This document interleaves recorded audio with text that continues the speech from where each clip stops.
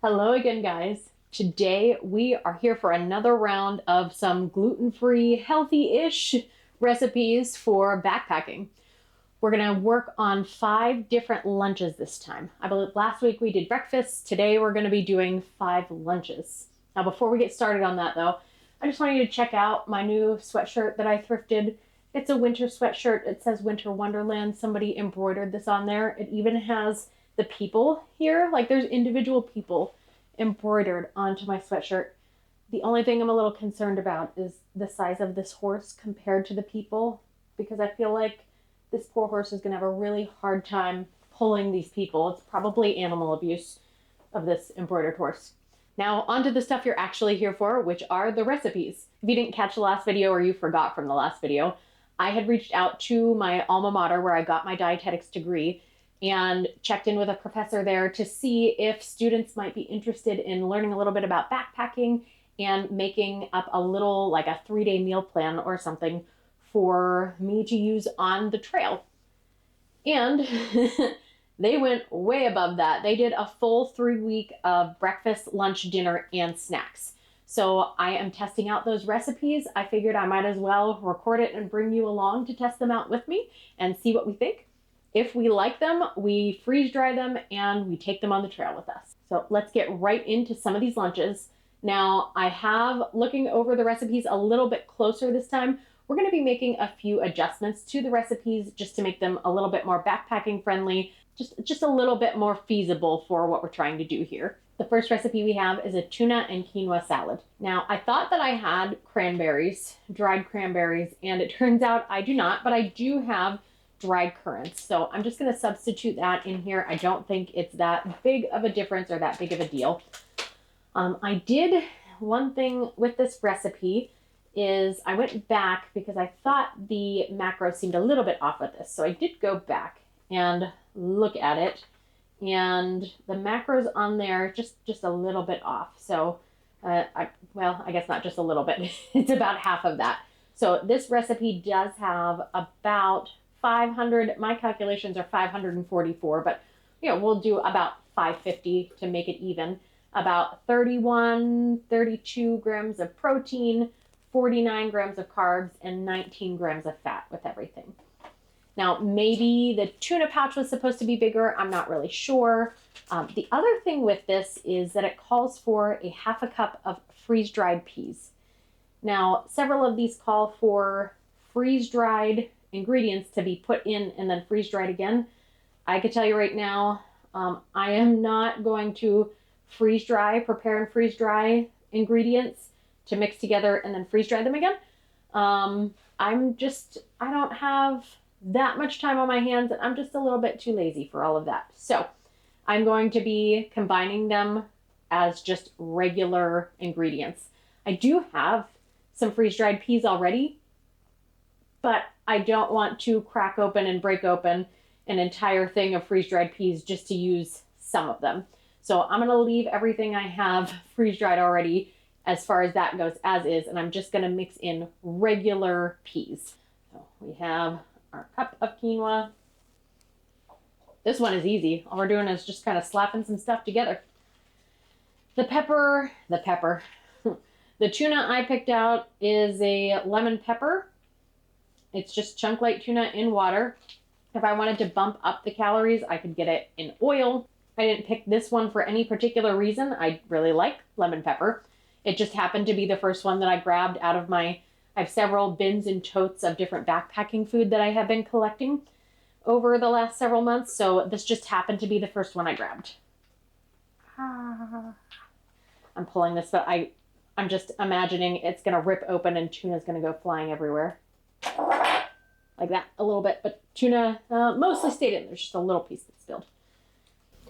Our 1/4 cup of dried currants / cranberries in here. You can see there is a 1/4 cup measurement mark there. So this is a 1/3 of a cup, but it does have the 1/4 cup measurement.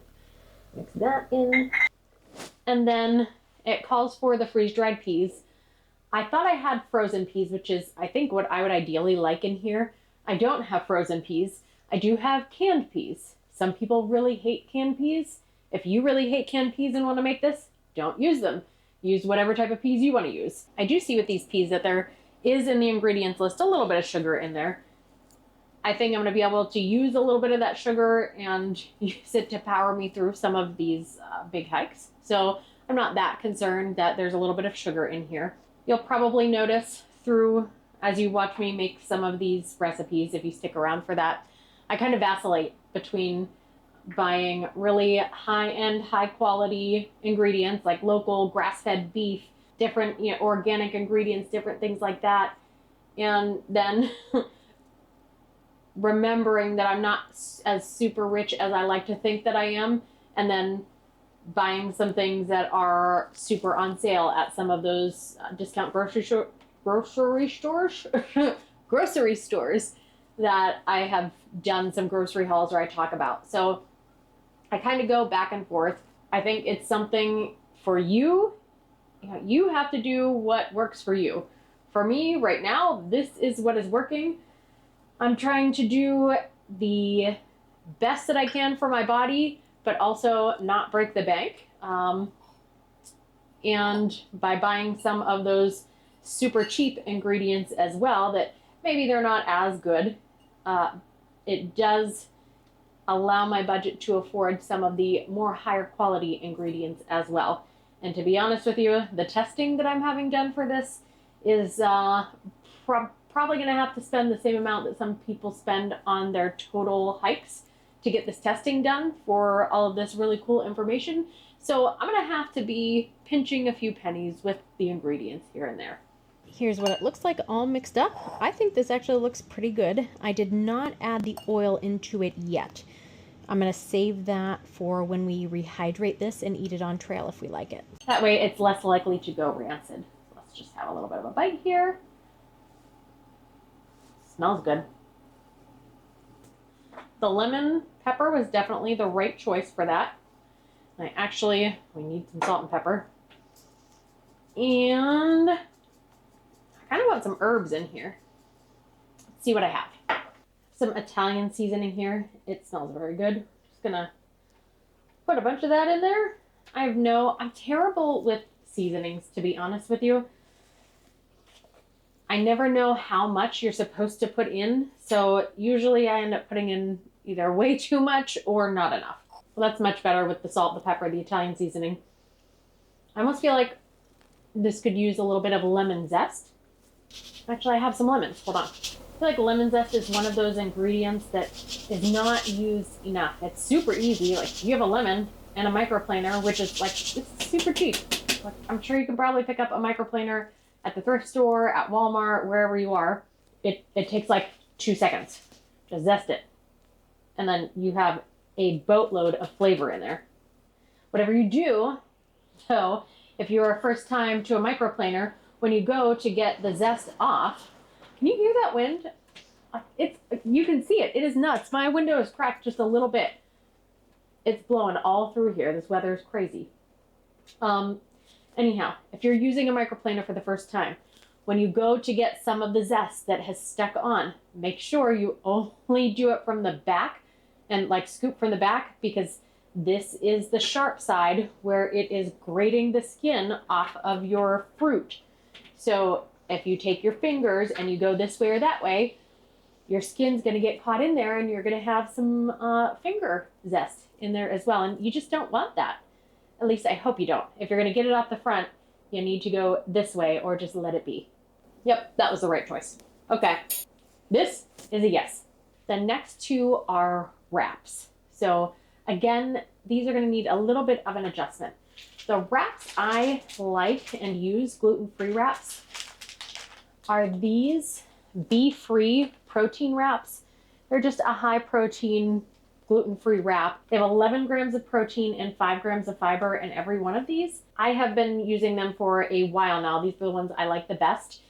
And their customer service is fantastic. I did end up once, I had purchased, I think, 3 containers of these. And when I went to open the one container, it was still within like months and months and months in date, and maybe even a year in date. I can't remember, but I opened it up and it had already started molding. So something must have happened with the manufacturing process. No big deal. Mistakes are made. I contacted them just to let them know. I don't know if I asked them to replace it or not. I can't remember, but they replaced it with, they gave me a coupon for 2 free containers of this. So it worked out very well in my favor, and they were extremely responsive. Looking at the recipes for these. First, when you don't know a lot about backpacking, you probably don't know that you can't just wrap this up and then have it shipped to you or take it with you. The ingredients are going to need to be kind of set aside and put together later. So I'll be using this wrap for both of these wrap recipes. And then the other thing is this first one with the banana. I think that freeze-dried banana actually would go great in this, like crushing it up a little bit and sprinkling it in there, like freeze-dried banana powder or even slices of the freeze-dried banana. The problem is there is no way that a half a cup and a quarter cup of rolled oats, a half a cup of the bananas, a quarter cup of the rolled oats, so 3/4 of a cup of stuff, and then the peanut butter and the chia seeds and the maple syrup. I just can't foresee it all fitting in here. And then also, based on the size of this and the amount of fiber that's in here already, I just think maybe the oats are unnecessary. So here's my adjustment plan. I do have these packets that I got. I've got some Justin's. I think this is the cinnamon one. And then at that Sharp Shopper, that discount grocery store that I told you guys about, I found this one. It's got almond butter and strawberry spread jelly, whatever you want to call it. I plan to take either one of these for this. And then for the chia seeds and the maple syrup, I'll put my chia seeds in one of these packets. So I'll have this, my maple syrup in one of these packets. And just as a little plug, this is the maple syrup that I use. We have a neighbor that lives near us that does, he makes maple syrup from the trees here in Cook Forest on his property, and I don't know where else he taps trees, but it is probably the best maple syrup I've ever had. And his prices are more than reasonable. So we buy this by, if I didn't like it, I would just probably be polite since he was our neighbor, and I might buy, you know, one little container once a season or something. But I'm telling you right now, we have several gallons of this sitting and waiting to use because his stuff is so popular that if you don't get it when you can get it, you're not going to get it because everybody wants it. So anyhow, that's not important. Just if you happen to be in the area or visiting Cook Forest or somewhere and you see Flaherty maple syrup from Cook Forest, Pennsylvania, I believe it's Sigel is the post office he uses, which is the same one we use. Yeah, get you some of that. It is totally worth it. Anyhow, I will put maple syrup in one of these and do a seal shut. And then I might stick with bananas. I might crush up some bananas and put it in a little package. Or if you started following during my announcement video, you wouldn't have seen it on Instagram, but I freeze dried. I made a bunch of pear sauce and then I freeze dried it. So I have just pear sauce powder, which is just freeze dried pears. So I'll put some of that, just the pear powder in one of these and use that as well. And I will store this stuff in one little, like just a little sandwich baggie. And then I will take these wraps with me and that's what we'll have. We'll put it together once we're on the trail. And I'll just have these marked so that I know if I'm preparing them. I'll actually just mark them now. This one will be, so I just have that marked. And I'll mark the same thing with the pear sauce or bananas if I decide, the chia seeds and the maple syrup. I'll have one of each and then I'll have it marked with what recipe it goes with. And I have just at the bottom FAND, which is the food and nutrition department. So I know that it is one of the students' recipes. The almond butter rice wrap, that is something very different. I have never considered with a sweet wrap to put rice in it. And you think about with like a burrito with beans and rice, that sort of thing. But I have never considered it with a sweet one. Again, the same problem with the last one with this one. The amount that we're going to try and fit in here is just, for me, a little bit unreasonable. My plan, I think, is to make this and mix it all together. So on this, it says to kind of you put it on the tortilla and roll it up and keep it in foil and then eat it at camp. That is not possible.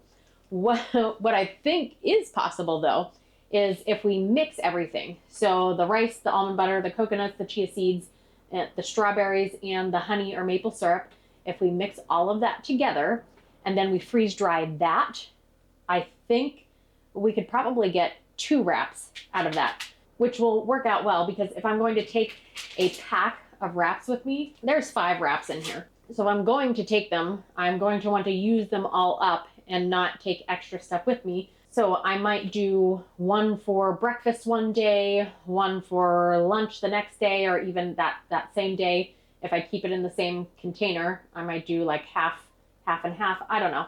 I realized I hadn't made any brown rice. I had prepared several of these other ingredients, like I had my quinoa and other vegetables chopped and everything. I didn't have brown rice. So while that is cooking, I am putting some of the ingredients together. I'm not using freeze-dried strawberries because we're gonna freeze dry all this together.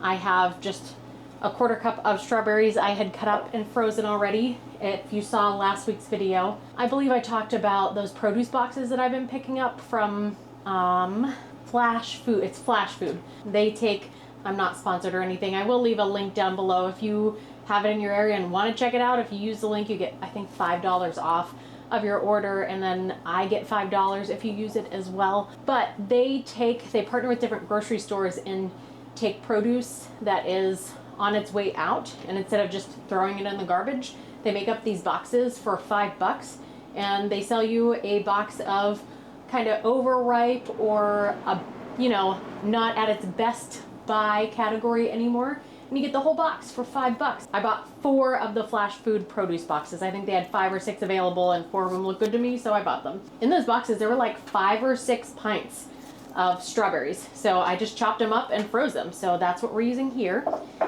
And then I've got my coconut.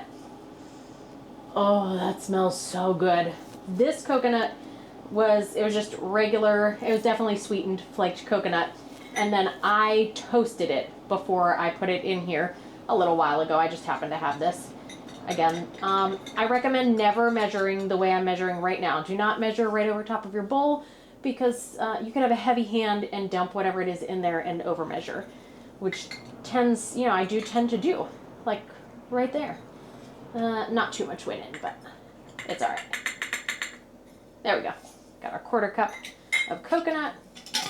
I went down in my little downstairs pantry because I couldn't decide if I wanted maple syrup or honey, and I kind of think I actually want honey for this recipe. And a few years ago, we kept bees for just a short period, a couple of years, because we just didn't have time to tend to them before they would swarm and take off. But we still have some of the honey from that. So I think I'm going to use our honey for this. And what is it? 1 tablespoon. Oh, that smells delicious. Creamed part there's holding on a little. I'm going to have to dump out because I'm overfilling here. There we go. The other option, I do have some Manuka honey as well that I thought about using, but it's very expensive, and I really like to save that for when I'm not feeling well and putting it in my tea and drinking it then. You could taste the flowers in that honey. It is so good. We have our chia seeds we're adding in here, so that is half a tablespoon. And a full tablespoon, so we're gonna get some good fiber in there. I'm gonna wait on the almond butter until we put the brown rice in here. That way the rice kind of soaks up the almond butter, and it's less likely that the almond butter sticks to the edges here, and we lose a lot of it in the mixing process. So just gonna wait on that, and hopefully it'll be done here in a minute. Our rice is ready. We've got our half a cup of rice in here. Stick it down in there, and then we just need 3 tablespoons of this almond butter. 1. It's a lot of almond butter for how much we have in here. 2. And a 3. This mixture all mixed up and see what we think of it. Actually, maybe this would fit in 1 wrap, but I make messes everywhere I go, and if I tried to fit all that in one wrap, I would legit just spill all of it all over the place. All right, let's try a little bit of this. I like rice, I like coconut, I like almond butter, I like strawberries, I like honey. All of this is great. Ooh, that smells great. Oh yeah, that's a win. Some of this stuff will be good for cold soaking. I can't imagine that I want to eat this warm. Although, you know, maybe I will. A grilled peanut butter and jelly is pretty good. Maybe this will be delicious warm. Maybe it'll be like a dessert or something. But I think just off the top of my head right now, imagining this is probably going to be much better if it's cold soaked. Next is our turkey and sweet potato bowl. This one definitely reminds me of a Thanksgiving dinner. I realized, so I roasted a sweet potato, kind of baked it, and then I put the sweet potato mash in here, just the flesh of the sweet potato. And afterward I thought, you know, I probably should have diced sweet potatoes and roasted them that way, but I think this will be just fine. I also realized, I think probably like roasted turkey breast would be best for this, but I don't have it here. I have ground chicken. I thought I had ground turkey, but I actually had ground chicken. So we're gonna, again, substitute a little bit here. We're going to just use a lean ground chicken for this. I think it has a little bit of rosemary extract in it as well. It smells very nice. But we're gonna get 4 ounces of that. I'm gonna figure that out by, I'm just gonna weigh it on, I've got actually, it's just a postage scale. It's not even a kitchen scale. I believe this is for shipping, but I don't know where I picked it up, probably at an auction in a box lot or something. And I've just been using it for my kitchen scale ever since. For this recipe, I am using canned green beans. I thought a French style would be best. I don't know why I felt that way. I just looked down and I had whole green beans, French style green beans, and cut green beans. And I went with French style, just it feels right. So we'll mix that in. We have our 1/4 cup of currants, our substitute for cranberry, and then we need 2 tablespoons of walnuts. 1 and 2. All right, you know, it doesn't look delicious, if I'm being honest. It does not look good, but it is going to taste very good. Let's see. I think, at least. That does taste pretty nice. I'm gonna add a few spices to this. Hold on. All right, I think I've decided to go with a little bit of ginger on there. I don't know how much. Again, I think I just said this earlier. I'm terrible with how much of a spice you should put in there, so I'm just putting some. I've got some savory. I'll break it up a little bit. It's kind of whole in there. It smells amazing. And how about, got some fresh thyme, so I'm just going to strip a couple stalks of thyme. We'll call it a day. And the nice thing about making food at home, if you're going to be making your own backpacking meals like this, is you get to do it to your taste. You don't like thyme? Use something else. You love ginger? Use more than what I used. Make it however you want it. Fantastic. I will be absolutely thrilled to eat this when I'm out there. This is the point where I forgot to turn my audio back on, so we're just going to do a voiceover here. Look at how cool my bowl is. This is a mid-century enamel bowl. It's one of my favorites. It's got all the veggies on it. I've got the rice in here for the mango turmeric bowl, and we're just going to measure out some chickpeas. I'm just using canned. Again, you can use cooked if you want, but I'm just using canned. It's going in there. I assume I'm saying something very brilliant here, like earth-shattering. Unfortunately, I can't remember what it was that I said, but just assume that it was something like solving world peace or something along those lines.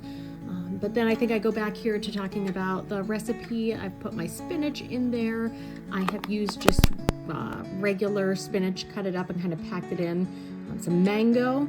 I believe it said to use regular, or I think it said to use freeze-dried or fresh. I used frozen because that's what I had. And I'm adding some spices, salt, pepper. I believe there's some turmeric there. I'm assuming I'm talking about some spices I have sitting over there. I don't know what I'm talking about. But also there I've got chili lime. This is one of my favorite spices that I use for a lot of different things. And I think it goes well with mango. So we're just going to do a little chili lime here.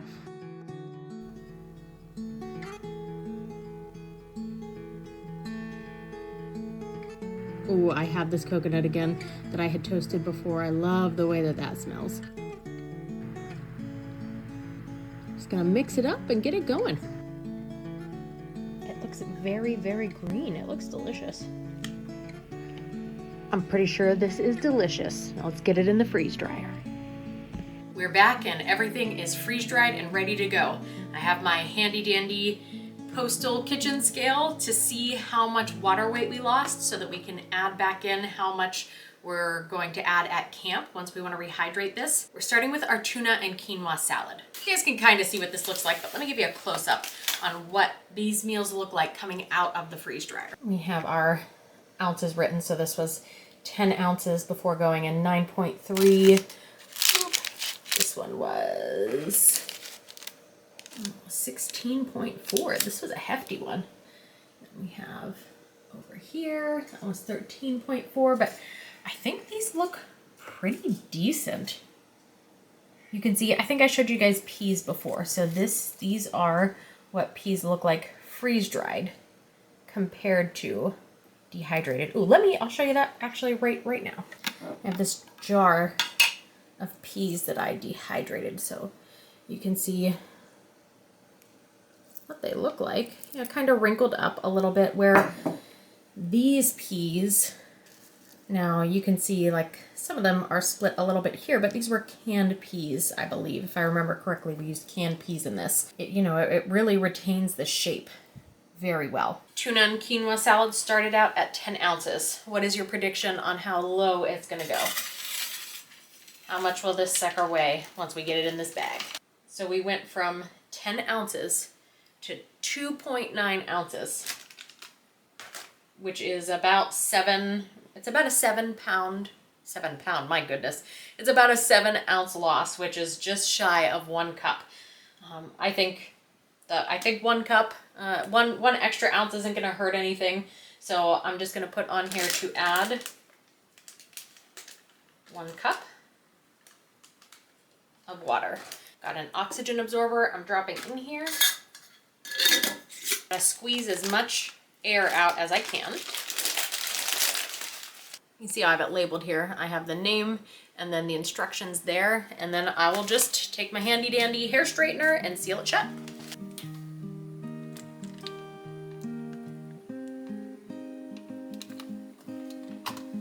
You can see where I didn't seal and it's open, and where it seals it straight shut.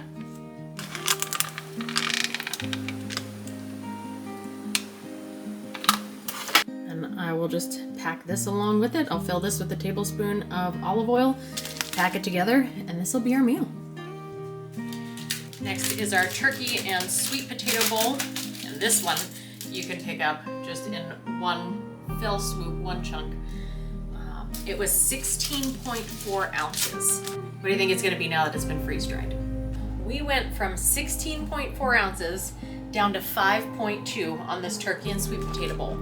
So, again, a little bit more, about 11.2 ounces. So I feel like that's close enough to 12 at this point. I'm just gonna put in to add 12 ounces or 1.5 cups of water. And I think I would rather have a little bit more water when I'm rehydrating something versus not enough. I'd rather have it be a little bit soupy or a little saucy compared to it being kind of dry and crunchy. We're gonna use that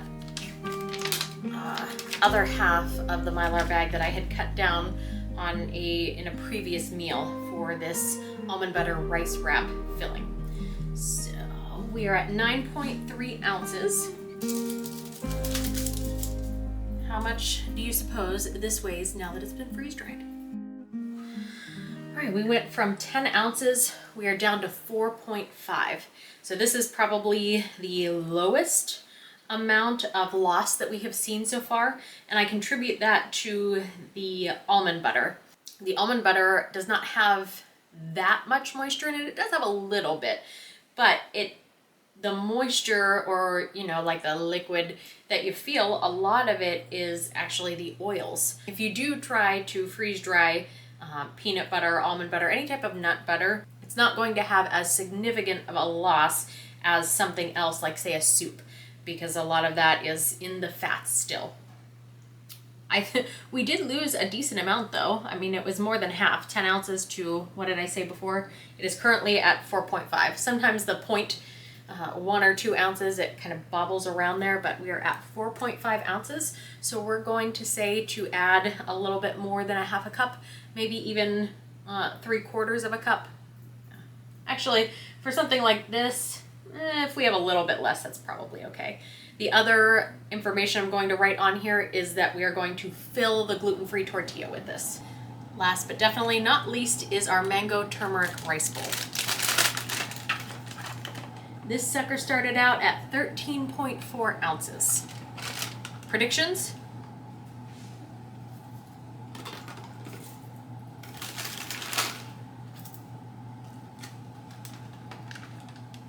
The mango freeze-dried, I had forgotten because it has been like a week or so since we did this round of things. I filmed making this, and then I put it on the trays and stuck it in the freezer, and then I made another round of things, and in the meantime, our freeze dryer pump has finally, I think, kind of kicked the bucket. It was it just was not functioning properly. So we had to go back we bought the premium maintenance-free oilless pump when we bought it, and we bought it at probably the peak of when people were buying them in 2020. And so the premium pump was not available. They shipped it out with the oil pump, there's 3 grades of pumps. They gave us the middle grade one while we were waiting on our maintenance-free oilless pump. So thank God we had that in the background as a backup, because the maintenance-free pump is not maintenance-free. It needs maintained. But in the meantime, as we decide if we actually want to buy another one, get it maintained, anything like that, we're using our backup pump. But not that any of that matters to you. I guess just those of you who are considering whether you want to buy a freeze dryer or not. If you want me to, I can make a separate video on what my experience has been with a freeze dryer versus dehydrating versus, whatever else. I can tell you our experience from that. But anyhow, the point of this is, it's probably been about a week since we made these, and I had a different recipe highlighted. I didn't actually know what this recipe was, because the one I had highlighted did not look like what this should be. And I actually thought, there we go. The freeze-dried mango to me kind of looks like a little piece of chicken. It doesn't look like mango to me. Now that I know that it's mango, it makes sense, but tell me that doesn't look like, come on, focus camera. Tell me that doesn't look like a little chunk of chicken. Don't tell me that. I want to believe my delusions here. 13.4, what's it gonna be? 13.4 down to 3.6. Extremely impressive. Other thing I kind of wanted to show you is the parchment paper. You can see, so it'll be interesting to see how this holds up. I'm doing this, it is currently January 3rd. So it'll be several months before I end up using these foods. I don't know if you can see this or not, but maybe you can, maybe you can't. The color of the parchment paper, you can see, like here, all the way around, you can kind of see through that a little bit more than the corners here where it's not affected. That's oil. So when you're freeze drying something that has fat on it, you just have to be really careful. And we had talked about the almond butter before. That was the one with the almond butter, and you can see just everywhere that it was touching, there's oil on the parchment paper. Just something to note and keep in mind. If you saw this the tray over here. Those Flashfood boxes that I've told you about before. I had tons and tons of peppers, and actually I have another one sitting here. All of this right here for $5. This entire box full of peppers for $5. Now, some of them are a little bit wrinkly, this poor little guy, but some of them look fantastic. And if you can see back there, all those apples and oranges, we got all of those apples in a box for $5. All of them. If that's something that interests you, I'll put the link down below in the description of, I think I have like a $5 off coupon if you guys want to use it. I get a $5 kickback if you end up using it. I'm not sponsored by them or anything. I just happen to love using their app and their product. I think it's a fantastic way to reduce food waste. And if they have it in your area and you want it, go ahead, try them out. With all of those peppers, I have a bunch of them frozen already and I use them often, but I decided to do just a tray of freeze-dried in there because I had an extra tray available, so why not? Just like that, we have an entire resupply box worth of lunches already. These are a fraction of the price of what you would pay to buy these from a company that does freeze-dried meals. Although, keep in mind, it is a ton more work, a ton more time, a lot of effort and frustration than just going and picking it up somewhere else. So, you know, weigh the pros and cons on how that works out for you. I hope you found something useful with these ideas here. I'll be back next time with 5 more meals that we're gonna test out from this meal plan for the trail. Bye guys.